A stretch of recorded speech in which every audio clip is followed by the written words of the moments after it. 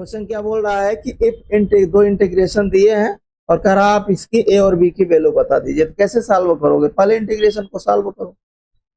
Integration A to B X cube D X जो है वो 0 के बराबर है। तो एक्स क्यूब का इंटीग्रेशन क्या होगा? एक्स की power 4/4 limit A to B है।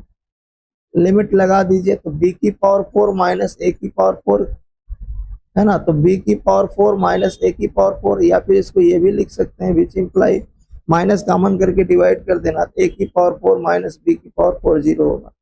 इसको मैं लिख सकता हूँ ए स्क्वायर बी स्क्वायर, और ए स्क्वायर माइनस बी स्क्वायर भी लिखा जा सकता है। भाई अगर पावर 4 है तो पावर में ब्रेक कर सकते हैं। अगेन इसको मैं ब्रेक कर सकता हूँ, तो ये a square plus b square times यहाँ है ए प्लस बी हो जाएगा और ए माइनस बी। ठीक है। अच्छा, इसको तो मैं 0 नहीं कर सकता क्योंकि दोनों का सम कभी 0 के बराबर नहीं हो सकता। हम 0 किसको करेंगे? भाई इसको ही कर सकते हैं। भाई ए प्लस बी एक बार 0 होगा तो बी का मान क्या आएगा? बी का मान या ए का मान जो भी निकालना है आपको, तो b is equal to minus a आ जाएगा। और एक बार जब मैं रखूंगा ए माइनस बी बराबर 0, तब आपके पास बी ए के बराबर आएगा। ये पहला हो गया। अच्छा, दूसरे इंटीग्रेशन को अब जरा सॉल्व करते हैं।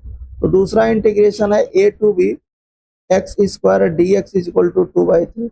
इसका इंटीग्रेशन करेंगे तो एक्स क्यूब बाई 3, लिमिट आपका ए टू बी है और 2/3 हो जाएगा। क्या होगा? बी क्यूब माइनस ए क्यूब अपान में 3 होगा इक्वल टू 2/3। 2/3 से 3 कैंसिल आउट होगा। तो यहाँ आया आपके पास कि बी क्यूब माइनस ए क्यूब की वैल्यू मुझे 2 मिल रही है। अच्छा, अगर ये 2 मिल रही है तो आप जरा देखो कि मैं कंडीशन होल्ड करा रहा हूं कि अगर मैं बी की वैल्यू माइनस ए रख रहा हूं, बी की वैल्यू माइनस ए पुट कर रहा हूं, तो देन यहां पर मुझे क्या होल्ड कर रही है? ये क्या हो जाएगा? माइनस का ए क्यूब माइनस का A cube is equal to में 2, तो -2 time A cube is equal to में 2। तो विच इम्प्लाई यहाँ से क्या होगा? ए क्यूब की वैल्यू -1 आएगी तो ए की वैल्यू -1 मिल जाएगी। ठीक है। दूसरा कंडीशन लेकर चल रहा हूं, अगर बी ए के बराबर है देन वही बी ए के बराबर होगा तो ए क्यूब माइनस ए क्यूब कभी भी 2 के बराबर नहीं आएगा। क्या 0 कभी 2 के बराबर? ये क्या होगा? नॉट पॉसिबल हो जाएगा। ये नॉट पॉसिबल है।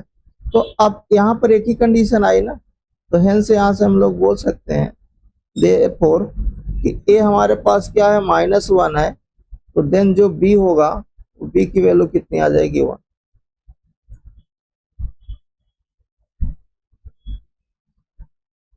The value of A and B